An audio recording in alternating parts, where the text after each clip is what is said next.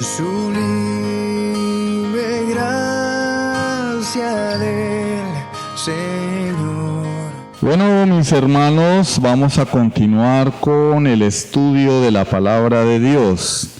Estamos estudiando una serie. ¿Cómo se titula la serie, hermana Marora? Muy bien, Fundamentos para la Familia Cristiana. Vamos a darle un caramelo, pero se lo quedamos debiendo. ¿Y cuál es el tema que que estamos estudiando? ¿A quién le preguntamos? Keila. El deber de los padres. Muy bien. Ay, verdad. Miren, que solo a las damas. Bueno, Edwin, ¿cuál es el tema que vamos a ver hoy? el deber de los padres. Bueno, sí, pero tenía un matiz, ¿cierto? ¿Cuál es el tema, Carly? Lo que debemos hacer los padres. ¿Cómo es, Carly? El compromiso en la crianza de los hijos. Bueno, ella es la que hace los títulos, ¿no? Entonces ella mejor que nadie debe saberlo, ¿cierto? El compromiso en la crianza de los hijos, el compromiso de los padres. A la sesión anterior vimos lo que no deberíamos hacer, ¿cierto? Los obstáculos en la crianza de nuestros hijos. Lo que no se debe hacer. Alguien preguntaba, ¿y ahora qué debo hacer? Bueno, vamos a ver qué nos enseña la palabra de Dios. Les invito a que busquemos Efesios capítulo 6, versículo 1 en adelante, que es nuestro texto base para esta enseñanza. Algunos ya lo sabrán de memoria. Efesios 6:1. Hijos, obedeced en el Señor a vuestros padres, porque esto es justo.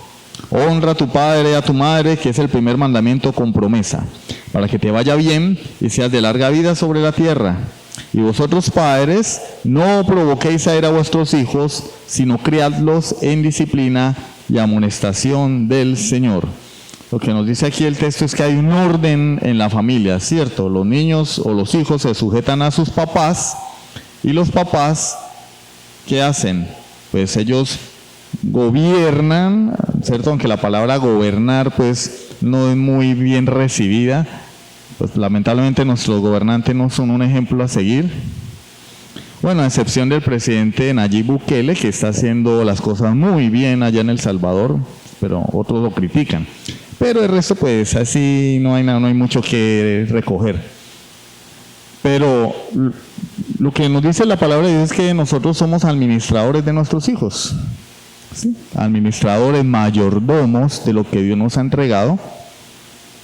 Y los hijos tienen un deber, es someterse a los papás. Pero tranquilos que a los hijos después de esto les vamos a dar juguete a los hijos. En este momento el juguete es para los papás. El tema de la educación es muy antiguo. No se puede decir que sea un tema nuevo. Desde que el hombre puso un pie sobre la faz de la tierra, existe la educación. ¿Sí? Existe la educación. Adán educó a sus hijos. Y de ahí en adelante todos los papás han instruido a sus hijos. Se instruían la ley del Señor a través de la tradición oral. Entonces el papá le contaba al hijo y el hijo, claro, pues se lo repetían y se lo repetían y se lo repetían. Y el hijo memorizaba y se lo contaba a sus hijos, y así los hijos de los hijos de los hijos, hasta que ya comenzaron a escribir los hombres, a redactar las historias de la Biblia y la enseñanza del Señor. Entonces tenemos casi 6.000 años de historia de la educación. 6.000 años. Hermano, y los dinosaurios, no, nosotros no creemos en los dinosaurios. Hermano, y los cavernícolas, no creemos en los cavernícolas. Investiguen y verá que la ciencia ya ha desmentido todo eso. Pero este no es tema de prehistoria ni es clase para los papás. Y vivimos en una época donde se habla de que la educación ha evolucionado. La educación ha evolucionado muchísimo. El hombre ha avanzado, las técnicas de educación han mejorado cada vez más. Y cada día se invierten más recursos para construir más escuelas, para que los maestros se capaciten cada día más, para que mejoren su pedagogía con el fin de enseñar y hacer hombres más productivos para la sociedad. Sistemas nuevos, nuevos libros. Y aún con todo esto, ¿cómo está la sociedad? Excelente. No vemos los efectos de la educación en la sociedad. No los vemos. Y peor aún, en la medida en que la sociedad supuestamente va evolucionando, la educación cristiana va retrocediendo, va involucionando. De hecho, los gobiernos cada día quieren saber menos de Dios, y la educación secular ya se ha divorciado casi totalmente de la ética, y de la ética cristiana más aún. Yo recuerdo que a uno le enseñaban educación religiosa en la escuela, hasta en el colegio. Ética y valores, había una materia que se llamaba así. Ahora creo que eso ya no existe. Ahora creo que llaman a un psicólogo y el psicólogo da una clase de consejería, pero ya no se habla de Dios. Ahora, cuando una persona se expresa públicamente su unidad con Dios, su filiación hacia Dios, se le censura. Se le censura. Los jugadores de fútbol no pueden decir públicamente que son creyentes. Al mejor jugador de los Warriors, de los Golden State Warriors, sí, de los guerreros de Golden State, es creyente, Stephen Curry.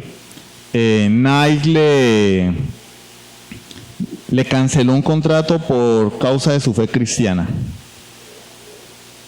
porque él se negó a ponerse sus vestimentas de colores y sus brazaleticos de colores del arco iris. Y él dijo, no, yo soy creyente. Y entonces no le firmaron contrato a Stephen Curry. Hubo otra marca, un poco menos conocida, que firmó contrato con él. Y es una de las figuras más importantes de la NBA.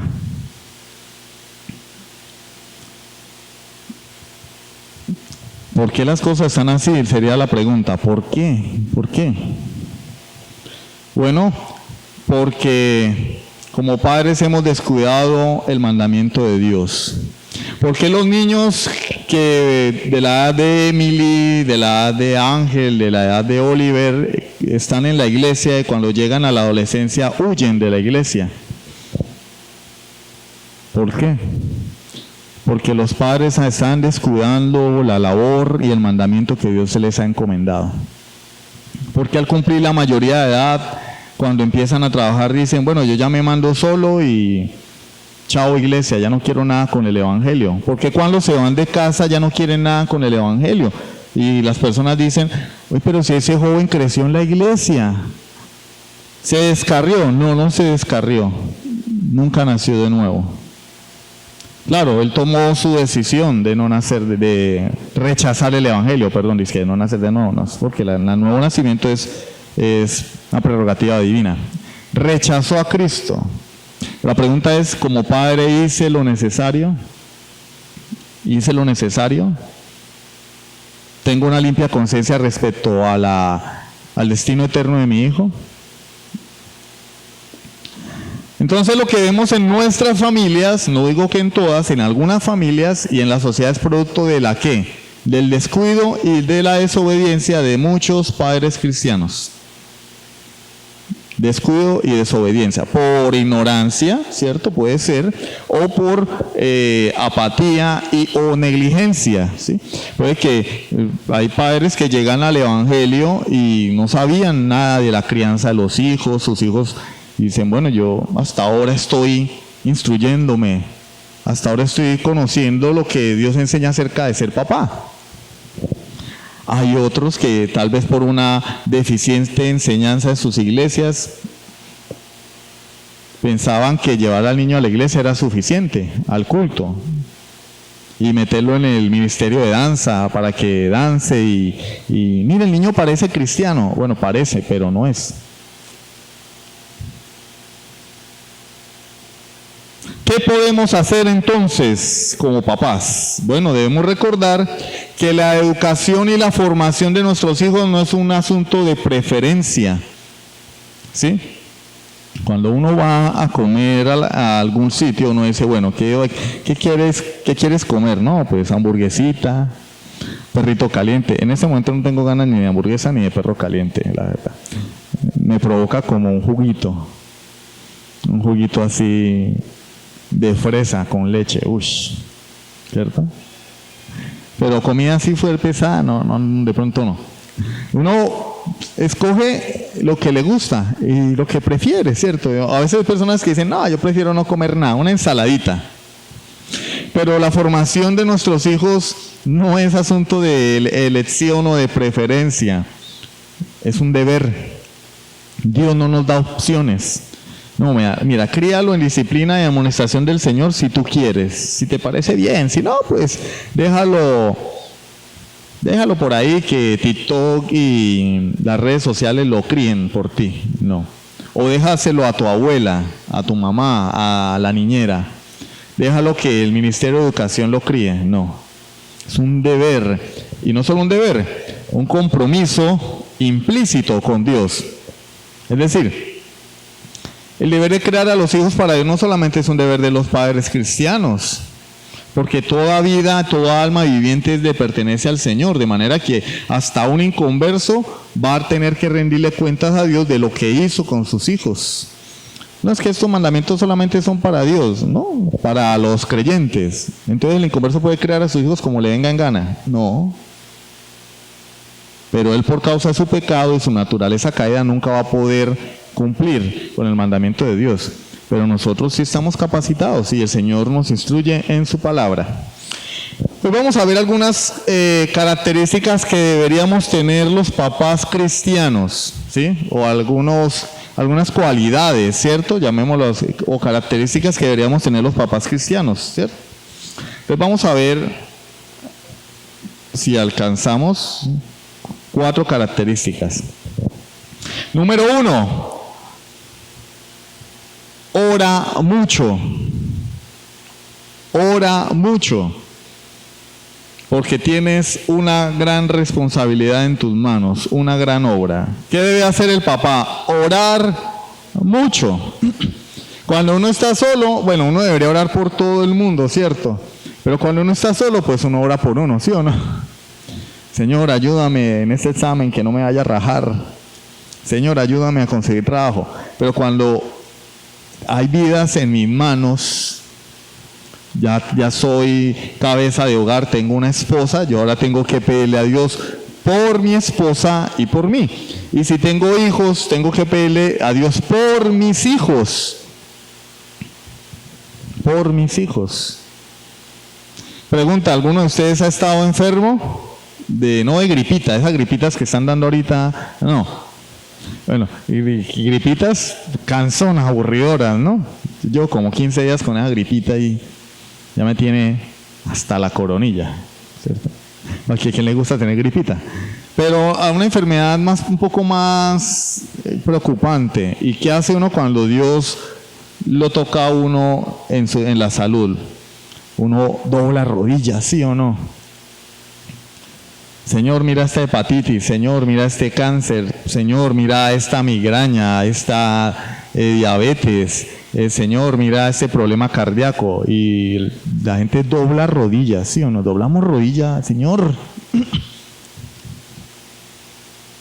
Pero más importante que eso son nuestros hijos, ¿sí sabían? ¿Cuántas horas doblamos rodilla por nuestros hijos? ¿O quién se ha quedado sin empleo? ¿Sí? Así, con las manos vacías, en la inmunda. Y uno dice, ¿y ahora qué hago? Como hay una canción que dice, ¿para dónde cojo, no? Vallenato, ¿cierto? Que dice así. ¿Para dónde cojo? ¿Y ahora qué hago? A doblar rodillas, ¿sí? Un culto de oración. Hermano, que el Dios provea trabajo. Pero más importante son nuestros hijos. Entonces tenemos que orar por nuestros hijos. Tenemos que orar. No solamente por nuestros hijos, para que Dios me capacite a mí. Porque mi hijo no sabe nada, el niño no sabe nada. Es más, llegan a la adolescencia y muchas veces no saben nada. Pero yo como padre adulto tengo que ser el guía de mi hijo y tengo que pedirle a Dios que me capacite, que me dé sabiduría. Proverbios 3:5, por favor busquen en sus Biblias, Proverbios capítulo 3, versículo 5. ¿Ya lo tienen? O anótenlo. Proverbios capítulo 3, versículo 5. ¿Ya lo anotaron? ¿O ya lo buscaron? ¿Sí? Bueno. Fíate de Jehová de todo tu corazón y apóyate en tu propia prudencia. Y no te apoyes en tu propia prudencia. No, yo ya sé cómo crear a mis hijos. A mí me enseñó mi papá.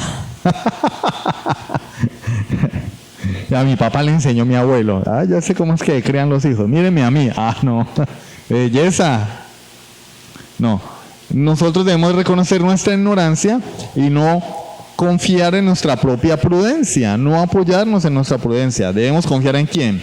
En aquel en quien están escondidos todos los tesoros de la sabiduría y el conocimiento, que es Dios. Él sí sabe. Entonces debo fiarme o confiar en Jehová.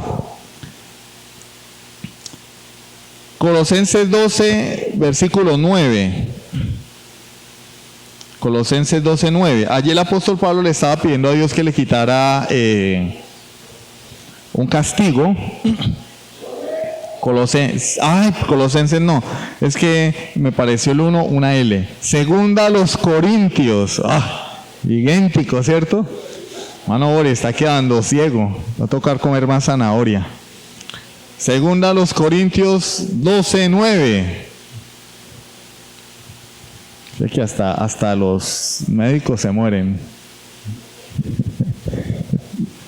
Segunda a los Corintios 12, 9.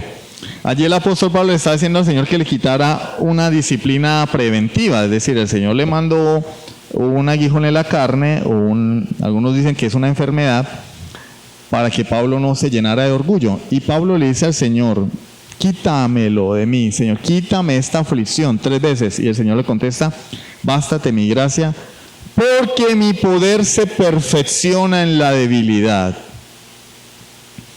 Si Dios no hubiera afligido a Pablo, muy seguramente Pablo no se hubiera postrado ante Dios a suplicarle que lo sanara o que le quitara esa aflicción.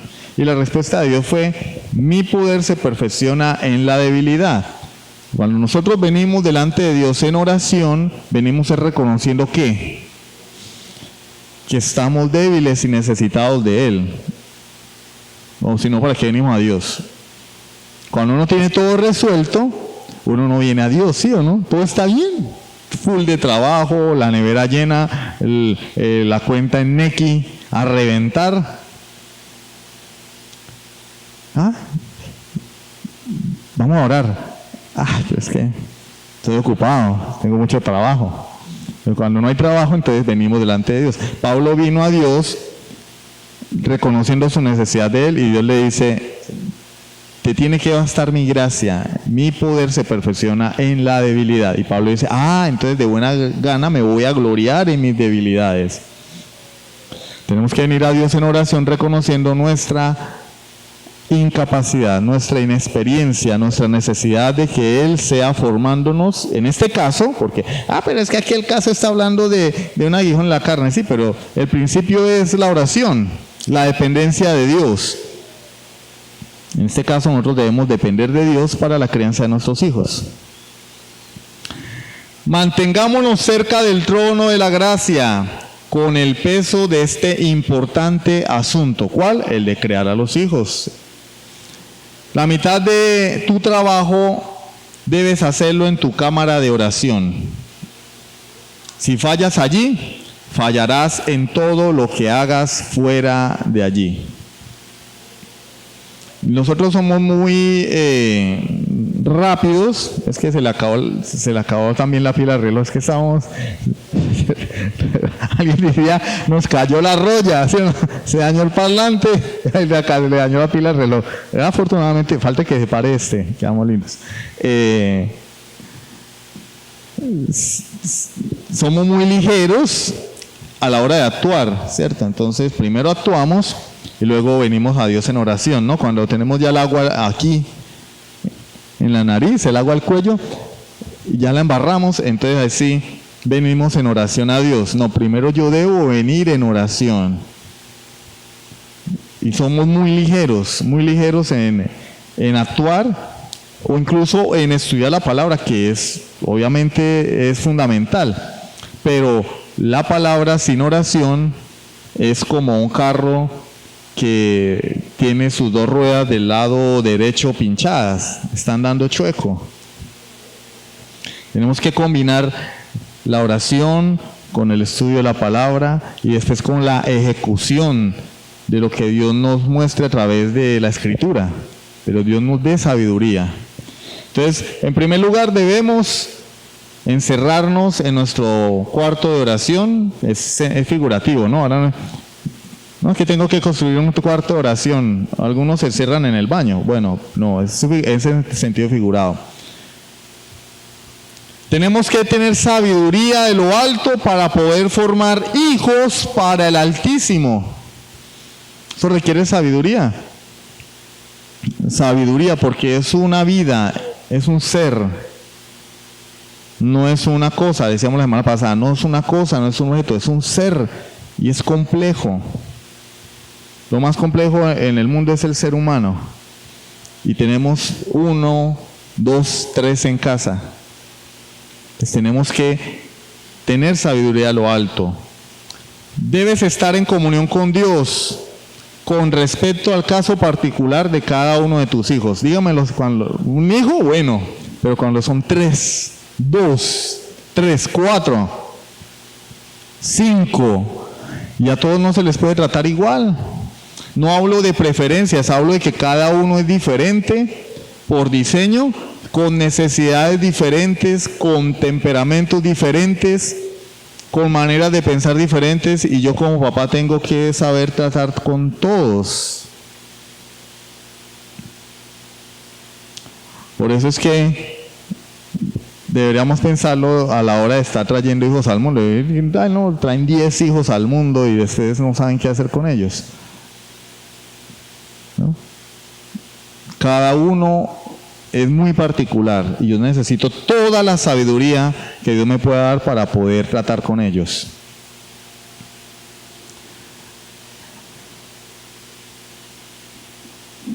Al hacer estas cosas vamos a poder obtener perspectivas de parte de Dios respecto a nuestro deber que jamás podríamos obtener de parte de la sabiduría humana. Es decir, la sabiduría humana nos dice, haz esto con tu hijo, pero cuando nosotros entramos en lo secreto de Dios, Él nos muestra realmente lo que debemos hacer. Solamente allí podemos obtener de parte de Dios ese conocimiento espiritual para poder tratar con nuestros hijos. No en la sabiduría humana, ni en la psicología humana. En el día final se revelarán las actas de memoria de padres de familia cristianos con respecto a sus hijos, que explicarán gozosamente el secreto de su devoción y lo útil que ésta fue. En aquel día, a algunos papás, no sé si a todos, Dios les dirá, bien, buen siervo fiel, en lo poco fuiste fiel, sobre lo mucho te pondré, entra en el gozo de tu Señor. Lo hiciste bien con tu hijo. ¿No sería maravilloso eso? Señor, lo perdí todo, pero mi hijo no. En estos días nos veíamos una película, El Contador, es una película de acción, ¿no? Y el contador caza al policía. El contador, le decían así porque era contador, pero él era un contador de los que llevan cuentas, pero en realidad su oficio era otro. Y él caza al policía y cuando está a punto de dispararle le dice, ¿has sido un buen empleado? Y él dice, no, he sido un inepto. Le dice, ¿has sido un buen padre? Y dice, sí, es lo único que he sido bueno en esta vida, es en ser un buen papá para mis hijos. Y el contador le perdona la vida porque fue un buen papá. Es una anécdota, ¿no? No tiene nada que... Señor, lo perdí todo, pero mis hijos no. Hice hasta lo imposible por crear a mis hijos en tu palabra. Excelente, ¿sí o no? Muchos de los jóvenes que se convierten a Cristo son el producto ¿de qué? De la oración de los papás. De la oración de los papás. Ustedes no saben lo que tuvo que orar la mamá de San Agustín para que él se convirtiera. De San Agustín de Hipona. Dolor rodilla para que el hombre se convirtiera porque él hizo y deshizo. Pero al final se convirtió. Pero es que la conversión es una prerrogativa de Dios y Él es soberano, entonces Dios decreta lo que va a suceder. Todo lo que sucede, sucede por orden de Dios. Pero también Él ordena los medios para que esas cosas ocurran. Si Él ha ordenado que yo tengo que morir de un disparo en la cabeza, Él también ha ordenado quién va a disparar del arma y en qué momento va a disparar el arma. Todo ha sido ordenado por Dios. Si mi hijo se va a convertir por la obra del Espíritu Santo, Él ha ordenado los medios para su conversión. Quien le predique el Evangelio y quien ore para que Él se convierta. Entonces tenemos una responsabilidad de parte de Dios. No puedo decir, bueno, pero es que la conversión es soberanía de Dios, entonces pues ¿para qué oro? ¿Para qué le predico a mi hijo? Si se va a convertir, él se convierte. No, yo tengo una responsabilidad porque Dios me ha dado un mandamiento y yo debo ser responsable y cumplir. Y lo demás lo dejo en manos del Señor. Romanos 12:12. Romanos 12:12. Gozosos en la esperanza, sufridos en la tribulación, a veces en la oración, constantes en la oración. ¿Cómo debemos ser nosotros? Constantes, es decir, que sea algo frecuente y repetitivo. Es decir, como nosotros somos constantes en la comida, ¿cierto? En bañarnos. Bueno, hay personas que no les gusta bañarse todos los días, sobre todo algunos que viven hacia el lado de Europa, ¿no? Lo hacemos ¿qué? Con frecuencia. Dice la palabra de Dios que debemos ser constantes en la oración, es decir, algo que hagamos con frecuencia. Repetitivo, como un hábito. Bueno, segundo punto. Entonces, el primero, ¿cuál es? Orar mucho, porque tengo una gran responsabilidad en mis manos, mis hijos. 2. Capacítate en la palabra de Dios. Capacítate en la palabra de Dios. No se puede enseñar lo que no se sabe. No se puede enseñar lo que no se sabe. Si ustedes me preguntan a mí si sé hacer torta tres leches, yo les digo, claro, no, yo no tengo ni idea cómo se hace. Sí, bueno, sí sé más o menos cómo se hacen, pero nunca la he hecho. Mi esposa me dice que al emponqué se le inyecta. Cali, no es por ti, tranquila. Ella se ríe. Se le inyecta la leche, ¿no? Leche condensada, bueno, se le inyecta, se le echa y ella va absorbiendo y cuando uno se va a comer está toda jugosita. Cali, no se ría. Hay algo pasa ahí con Cali con la torta de tres leches. Entonces, pero si a mí me preguntan, yo no sé. Se me quemará en el horno el ponqué. Yo tampoco puedo decirle, Oscar, te voy a enseñar a hacer torta tres leches. No sé. No se puede enseñar lo que no se sabe. Miguel Ángel, te voy a enseñar a hacer troqueles. No, yo no tengo ni idea. Yo he visto al hermano Javier allá dándole forma al fleje, pero no sé. Hijo, te voy a enseñar sobre Dios, pero si no sé. No sé quién es Dios. No sé cómo es Dios. No, Dios es Chuchito. No, Dios no es Chuchito. Chuchito es un diosito chiquitico. No, el Dios de la Biblia es omnipotente, santo en primer lugar. Es otro, diferente. No es como yo ni como ningún ser humano. Es digno. Es supremo. Es eterno. Entonces, yo tengo que conocer a ese Dios para poder enseñarle ese Dios a mi hijo. ¿Cómo le voy a enseñar a mi hijo de un Dios al que yo no conozco? Proverbios 10, capítulo 1, Proverbios 1, versículos 8 y 9. Proverbios 1, versículos 8 y 9. Oye, hijo mío, la instrucción de tu padre y no desprecies la dirección de tu madre, porque adorno de gracia serán a tu cabeza y collares a tu cuello. Hermano, pero es que él está hablando a los hijos, sí, pero dice, oye la instrucción de tu padre, es decir, el padre le está enseñando al hijo, lo está instruyendo. Y entonces, Cristian allá le va a enseñar a los niños a jugar fútbol y tiene que haber jugado fútbol, ¿sí o no? Mire, les voy a enseñar cómo bajar un balón. ¡Pum! Le rebota el balón. Tiene que saber para poder enseñar a los niños a bajar un balón, a pararla de pecho. El padre tiene que saber de Dios para enseñarle a su hijo sobre Dios. Pero no solamente papá, para las mamás también hay. Y no desprecies la dirección de tu madre. Mamá también tiene que capacitarse. Pero obviamente en primer lugar menciona al papá porque el papá es más responsable porque él es la cabeza del hogar.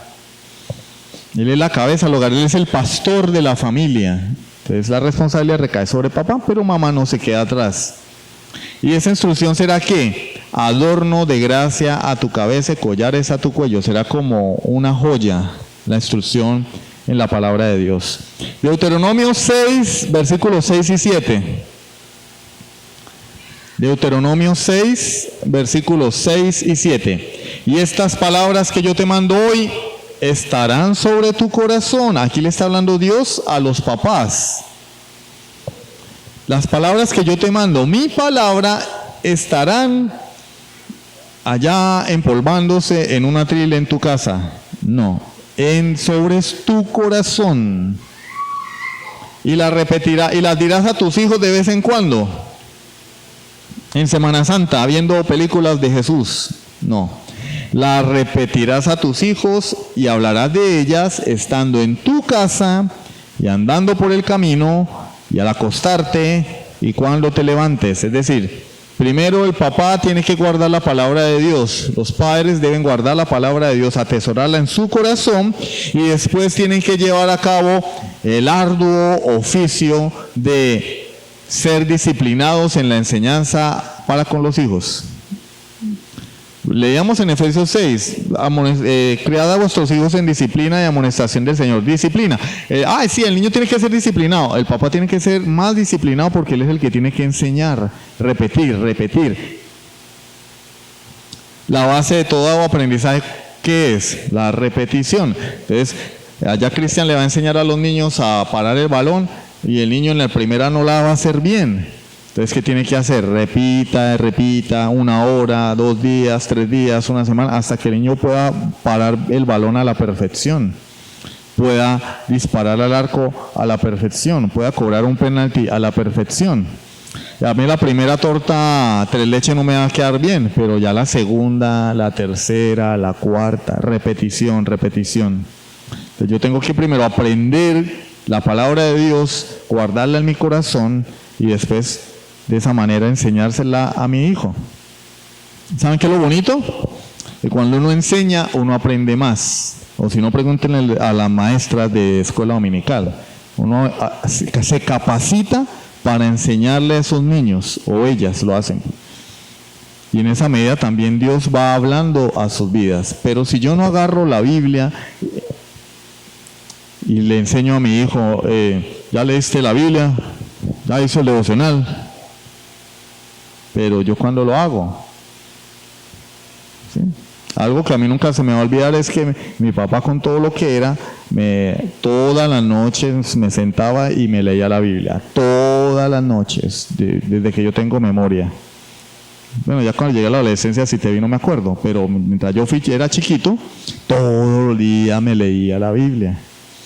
Y de esa forma Dios, en su gracia común, fue poniendo en mi corazón un deseo y un gusto por la palabra de Dios. Aunque no era convertido, en su gracia común Dios colocó esa inclinación hacia la palabra de Dios. ¿Por qué? Por un papá que perseveró, y eso que no era creyente. Dele, vamos a leer la Biblia todos los días. Lo mismo debemos hacer todos los papás cristianos. Tercero. Entonces, ¿cuál es la primera? Orar mucho, porque tenemos una gran responsabilidad en nuestras manos. Segundo, capacítate en la palabra de Dios. Tercero, ten tú mismo un espíritu devoto. No solamente debo aprender la palabra de Dios, sino también debo mostrar devoción y consagración a Dios, una vida santa. Porque alguien dijo, no hay nada más dañino que un buen consejo seguido de un mal ejemplo. Hijo, las mujeres se respetan y la mujer, ¡pam!, tome su manazo.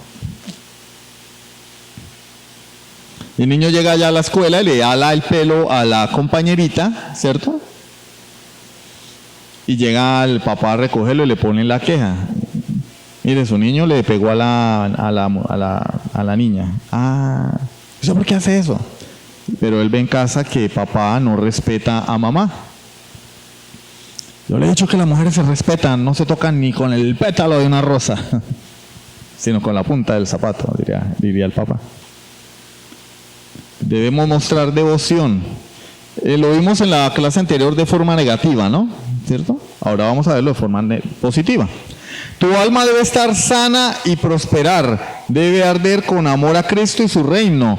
Y todas tus enseñanzas tienen que ser avaladas por un ejemplo piadoso, si es que has de guiar a tus hijos a vivir devotamente. Alguien le preguntó al padre de numerosos hijos, la mayoría de ellos consagrados al Señor, ¿qué medios has usado con tus hijos?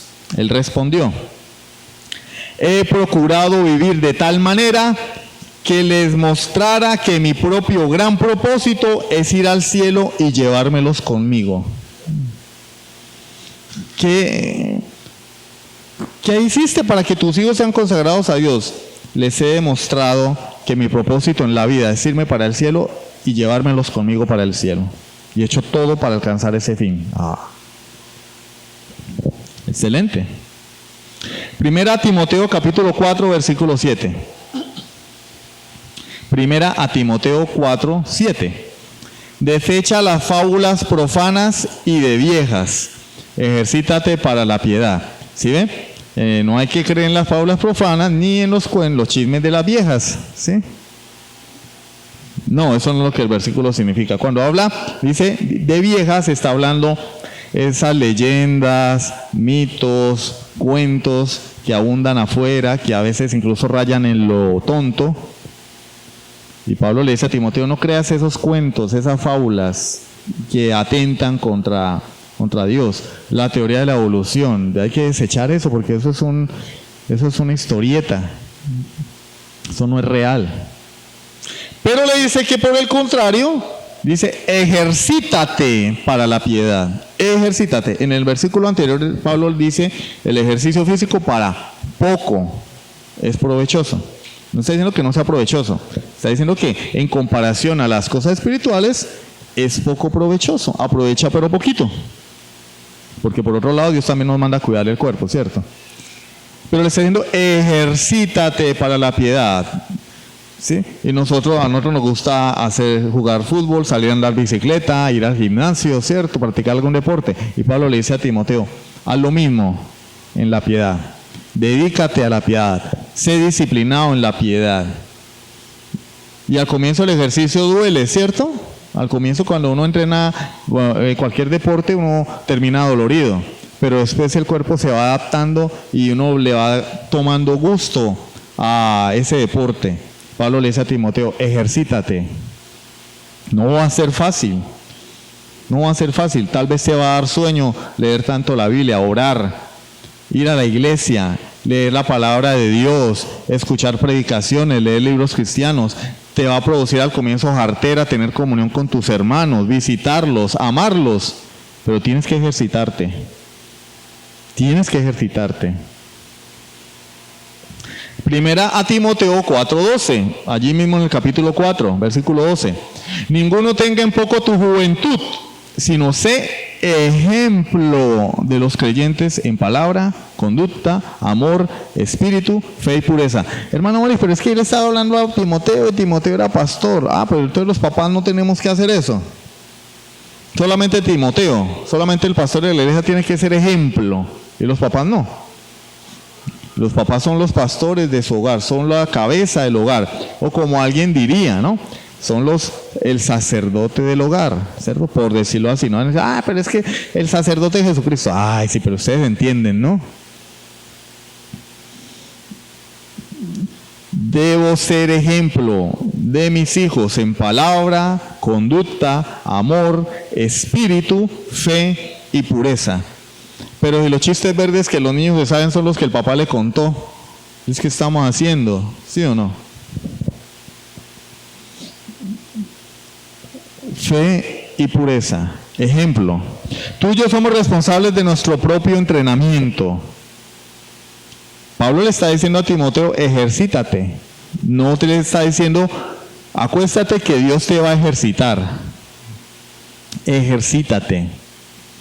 Dependemos de Dios para recibir su poder, pero nosotros somos los responsables. No somos pasivos durante este proceso.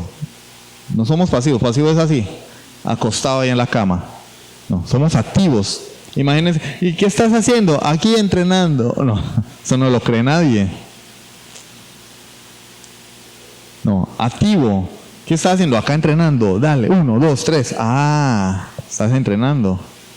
Nuestro objetivo en este proceso es la piedad, no la excelencia en el ministerio o en la iglesia, sino una devoción centrada en Dios y un carácter piadoso. Hermano, ¿eso quiere decir que yo no tengo que ser excelente en lo que hago en la iglesia? No estoy diciendo eso. Lo que estoy diciendo es que la prioridad es ser piadosos. Y cuando yo soy piadoso, como consecuencia voy a servir en la iglesia con dedicación, con el corazón, con excelencia, pero lo primero debe empezar por aquí, por el corazoncito. Debo ejercitarme en la piedad, en aquellas cosas que me acercan a Dios, que me hacen más santo, que me alejan más del pecado. La prioridad es una devoción centrada en Dios y un carácter piadoso. Es cierto que queremos desarrollar excelencia en la iglesia, pero para el entrenamiento, para la devoción a Dios, queremos concentrarnos en nuestra relación con Dios. Porque ¿de qué me sirve venir aquí a la iglesia, predicar, enseñar? Aleluya, aleluya, Dios te bendiga, hermano. Pero en mi casa, nada. Ni una oración, la Biblia no la agarro, la Biblia parece nueva. Yo por eso cuando vienen, hermano, regáleme una confesión, yo le digo, pero léanla, porque yo vaya a la casa y encuentre la confesión rota de tanto leerla. Pero uno llega a la casa, encuentra la confesión y parece un libro nuevo. 2 años después va uno y ahí están todos los libritos así, chin. Ni los han tocado. Y yo, no, pues ese papel le sirve a otra persona, lo va a edificar, ese folleto. Dejémoselo a alguien que sí lo quiera leer. ¿Sí? Cuando una persona lee la Biblia, eso se nota. Las hojas todas gastadas y todas rotas. Yo por lo menos en Romanos ya hay versículos que ni están porque el borde parece que se lo hubieran comido los ratones, pero no es que los ratones lo hayan comido, es que ya le he dado mucho tute a esta Biblia. Y tengo otra más nueva, pero no me gusta sacarla porque no quiero que se me vaya a dañar.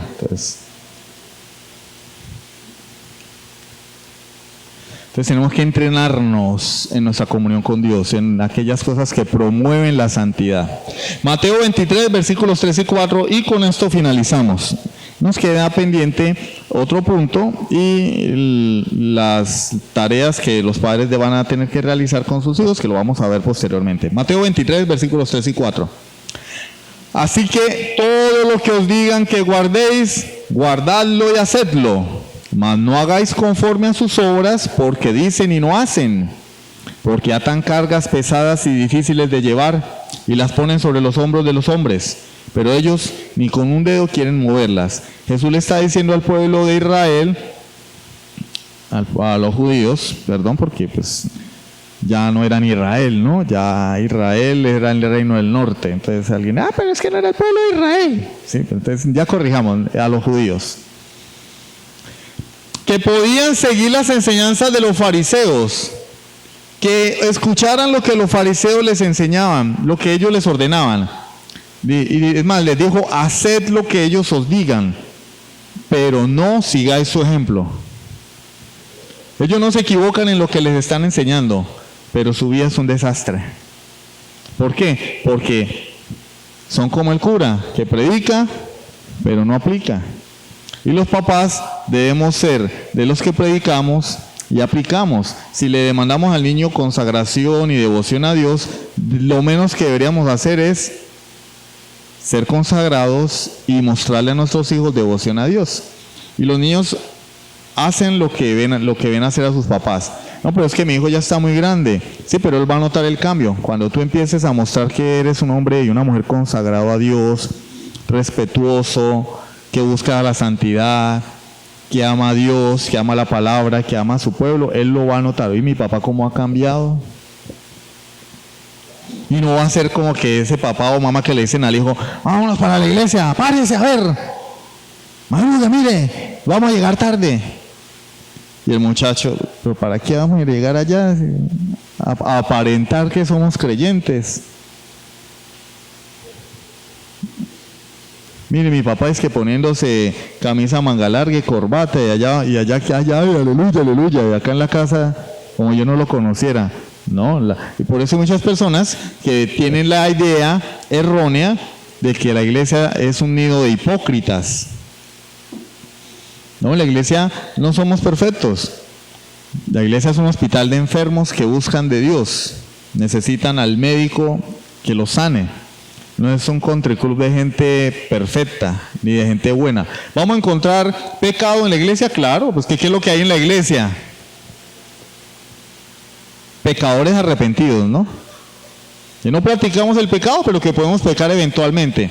Pero si todos los que estamos en las cuatro paredes de la iglesia somos hipócritas, que predicamos y no practicamos, entonces el nombre de Dios va a ser blasfemado en medio de nuestros hijos.